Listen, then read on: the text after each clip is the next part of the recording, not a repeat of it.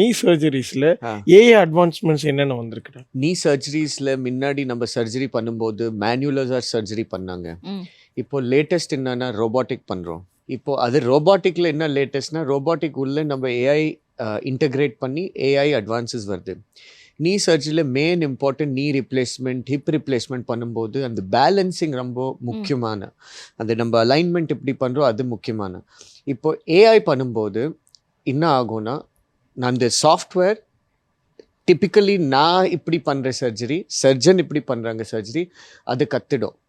So over time இப்போ ஒரு நம்ம சப்போஸ் நான் 5 சர்ஜரிஸ் 10 சர்ஜரி 100 சர்ஜரிஸ் 200 300 நான் சர்ஜரிஸ் இன்க்ரீஸ் ஆகும்போது அந்த நான் என்ன சர்ஜரியில் பண்ணுறேன், நான் இப்படி அந்த அலைன்மெண்ட் பண்ணுறேன் அதெல்லாம் கற்றுட்டோம். நம்ம ஏதோ டேட்டா கொடுக்குறோம், அந்த சிடி ஸ்கேன் பண்ண அப்புறம் அதே தானாகவே ஆட்டோமேட்டிக்காக பேலன்சிங் அலைன்மெண்ட் எல்லாம் எனக்கு கொடுத்துடுவோம். ஸோ நம்ம வி டோன்ட் ஹாவ் டு பண்ண தேவையில்லை.